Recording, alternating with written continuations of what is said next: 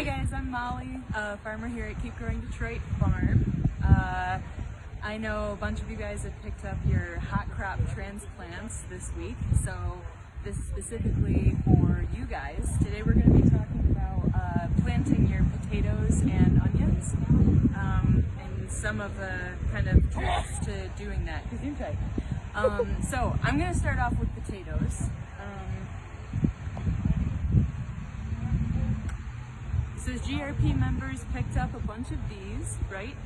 These are seed potatoes. I've got red one and I've got purple one.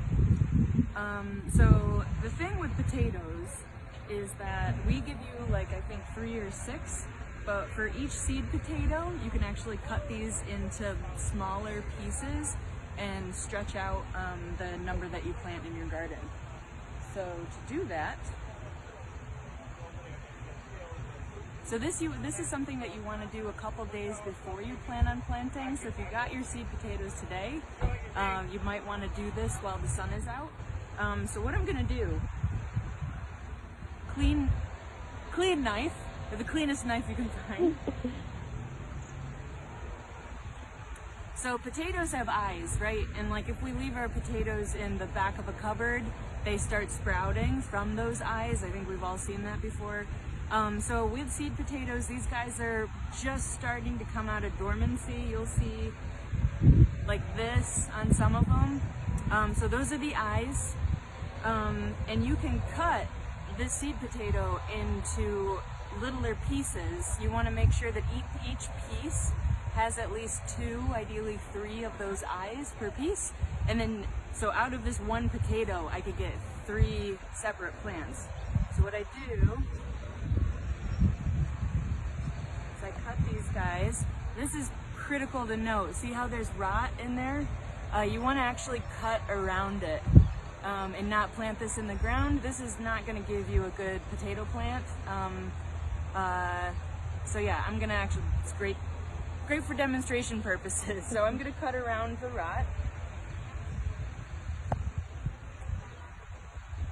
And these beautiful. And then I've got 1, 2 eyes on this piece. So I'm going to put that here and get rid of the rotten piece.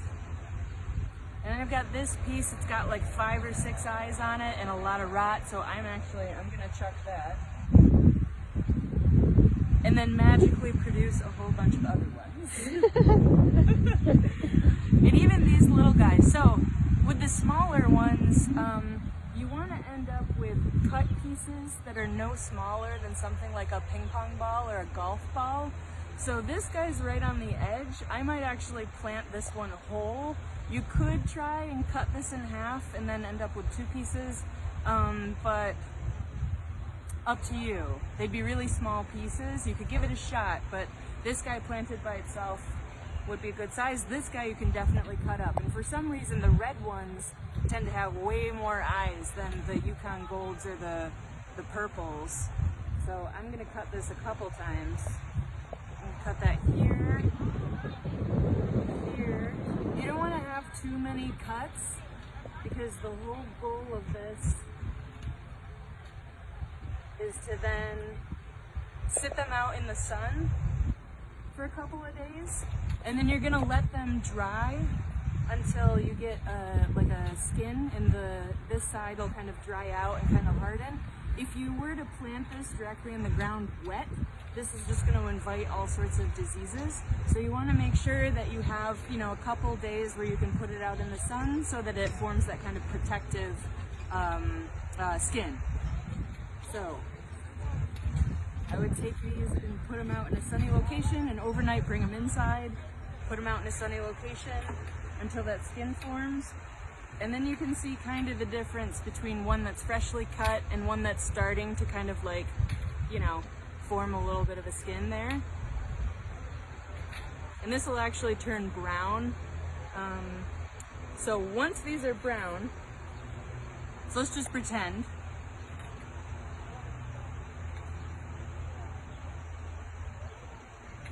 So I've got a couple that are small enough to plant whole, and then I've got my pieces that I cut and they're all healed up. What you want to do in your garden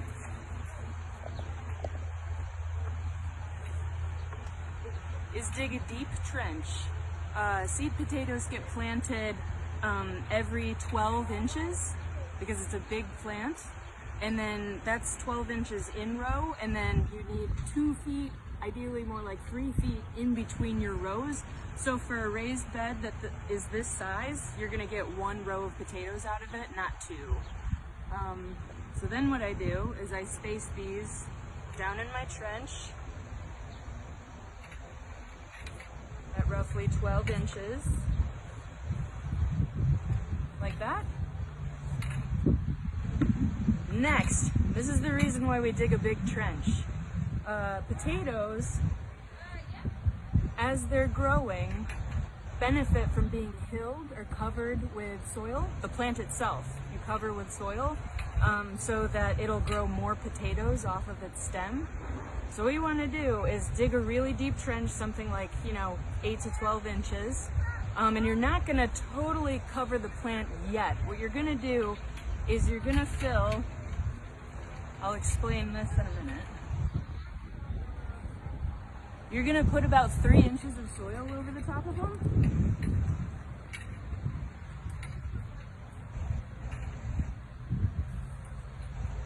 To start.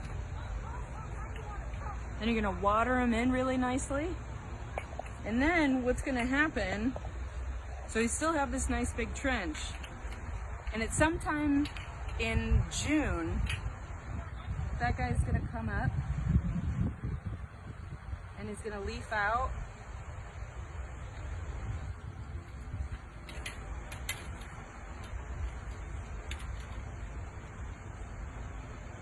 Forgive my terrible drawing. So we've got our plants up, leafed out. So we're using our imaginations now, because that's a horrible, that does not look like a potato. Cool. So plants just came up, and we still have all this soil. So what we're gonna do, so this is roughly, once you get about 12 inches of growth, you're gonna come back with your hoe and you're going to bury that plant again.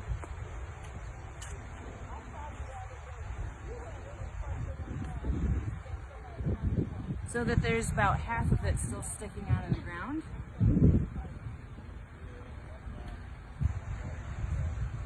And then the plant grows up again.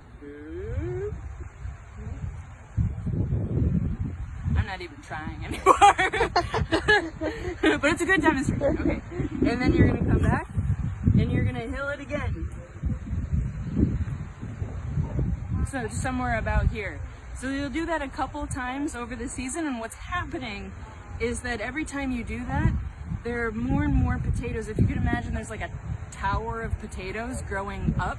So the more you hill, the more potatoes you end up having underneath the soil. That's why you start with a really low trench, and then periodically fill it in over the season. But just make sure that it has enough plant up on top that isn't buried to sustain it to keep growing upward.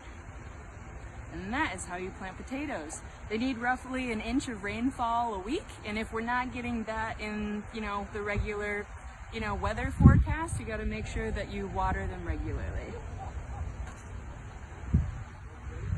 And that's potatoes.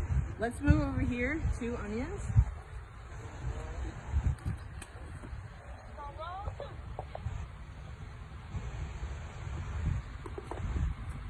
So you guys got little bundles of 10 onions from us. These are onion starts. These will make storage onions if you let them grow and harvest them towards the end of summer, early fall. Onions like to be planted, I usually plant them like in a grid, especially if you have a small space. They need to be about 6 inches apart. And if we're looking at it, we've got a little bit of a green. I cleaned these up a little bit. I got rid of all the browning leaves. Cleaned them up a little bit. You're only gonna plant, and these are red ones. We gave you yellow ones too. These are the reds, because they have a red stem. You're gonna plant them only about a 1/2 inch under. So this is a bulb onion, and the bulb likes to sit kind of close to the soil surface. So don't plug these deep into the ground. Let them sit kind of up on top of the soil, just about a 1/2 inch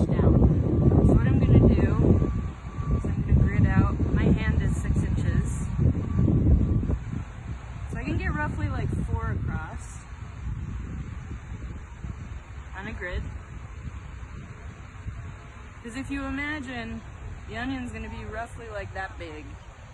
If we do a good job, they're gonna be like that big. So that gives them plenty of space. And then clean them up. And you can actually, if they're really long, you can cut them to about 4 inches. Because these guys are gonna take a minute to establish new roots. So you can give them a tiny bit of a haircut, something like 4 or 5 inches, just real quick.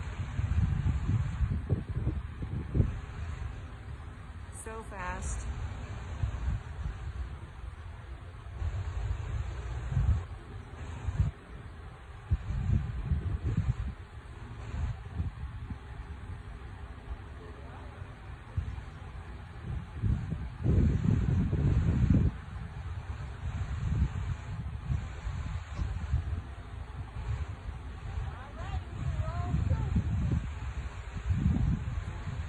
Now if you took these home today and they're in their little packages, make sure you keep them in a cool place until you can plant them.